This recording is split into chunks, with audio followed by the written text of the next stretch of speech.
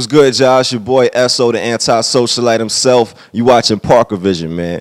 Yes, sir. Parker Vision in full effect. New York City. We're here with Esso. How you doing? Sir, it was good, man. I'm good, man. Yo, son, I'm soaked, B. No homo. What the fuck, B? Man, the weather just killed us outside. Yo, he's like, yo, let's go down the block. I'm like, yo, it doesn't look that bad. We start walking, it's tsunami status. Yeah, it's disgusting right now, but fuck it. You know? That's how you do it, though. I mean, you get what you pay for in New York. Yeah, fucking very expensive, G. How hard do you hustle? We live in New York City right now. Parker Vision. Esso, you dropped that anti-socialite mixtape a little while ago. How was the response? How do you feel after this thing? It's been good so far, man. Like I feel real good about it. It's been a long time coming. A lot of people don't know that I really wanted to drop this project almost right after Off the Wall last year. Right. But with everything that happened with Mike passing around it, like I really needed to take some time and sit back and really figure out what direction I wanted to go from there. I had an idea of it, but it really took a little while to develop it. So, you know, this was like a good 6-7 months in the making, just working on the project and figuring the sound out and working with the producers, with Renaissance and Woody and MV Me, and really getting everything as right as we thought. So for people that have been accepting it so far, and it's been like a month now, it feels really good, yeah. What's the hardest, like the most intense challenge being a relatively new artist right now? Like, what are you facing, like saying, like, this is so frustrating? Being from New York, honestly. At ill, right? Point, yeah, it's kind of crazy. Like, and I have conversations about this all the time with people, and they're like, yo, you have the hugest advantage. Like, you live where all of these offices are headquartered. And I'm like, yeah, but this is a numbers-based industry. If no one from my region is doing numbers, then I'm fucked. You know what I mean? Like, now I got to find another way to make myself important, because we're not getting the looks that a lot of people are getting, and we can't look at anyone but ourselves. Right. So, like, that's the biggest challenge, is figuring out as an artist from New York, how do you, now knowing that that's against you, do something creative enough to get people to pay attention? And I think that's what I've been trying to do over the last, year and a half. Right. When I first got introduced to you, you did the anti-backpack thing, and it was like, I'm watching this thing like, is this a fucking joke? Like, are these guys, like, is this comedy? And it kind of was in a way, but talk to me about that challenge. You kind of felt like you were extra lyrical. Explain that, man. Well, it's crazy, because, like, I still get comments on that to this day. And that's how I remember you. We did that like 2.5 years ago, and like, that all came from like a place of frustration where like I felt like I was writing these like ridiculous bars that were, like crazy, like just me as a lyricist, right? I wasn't really an artist yet. I was just a lyricist, so I put everything in my lyrics, and I felt like people weren't listening, right? So I get this idea to do something that's the complete opposite of a lyricist, which is like, dumbed down, like, but at the same time, the challenge for the audience who thought that it sounded stupid was that there was a bigger overarching concept to it, which was that I'm the exact opposite of everything that this song is talking about, so much so that I can make a song like this making fun of songs that sound like this. And that was like the whole idea behind it, and that was the level that I was thinking on. So like, for that to have been the thing that, brought a lot of people to be aware of me is dope, because they might not have understood it, but one day they're going to figure out exactly what I was doing, and they're going to like me that much more that was the thing that they first heard about me, about something so well thought out to get their attention. Who do you want to work with? Like, who do you see new artists right now that you're saying, this kid's moving, I like this thing? Like, who are you looking at right now? Well, I had a chance to work with XV on this project. I think XV is doing a lot of really good things. I think, let me see, who else is. I like Theophilus London a lot. I think he's doing like a very eccentric cat. Yeah, he's doing a lot of crazy shit, and I think that it's cool that he's another New York artist that's taking a completely different way about doing what he's doing. Right. Like I fucking love Janelle Monáe. I'd love to do something with her.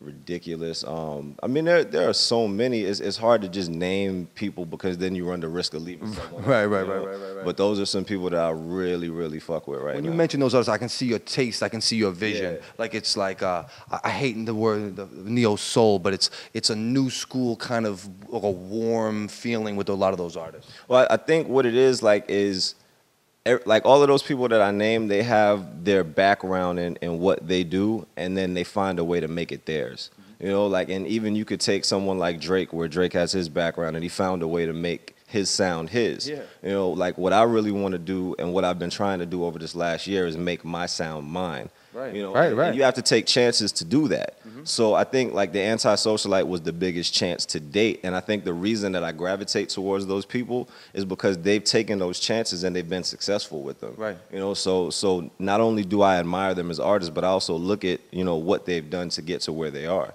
Yeah, I really find people like artists like yourself who said, I came into this lyrical, I was spitting my heart out, but then you make the Anti-Backpack, it's a silly thing, and it's almost shocking that this is what gets attention. Right. I was telling these kids, like, I you know, being out in Minnesota for 4 years and seeing the whole Rhyme Sayers movement and see this Midwestern organic boom bap sound, but yet they're making music for an average everyday person. Lyrically, yes, they're still doing the same thing, but they're not rapping for rappers, they're rapping for average people. And I think that when you, as you evolve as an artist, a guy like you, who's growing up in New York City, you're hell-bent on just assassinating people. The growth is amazing, man. Yeah, and I think you have to be able to give yourself that type of space for growth also.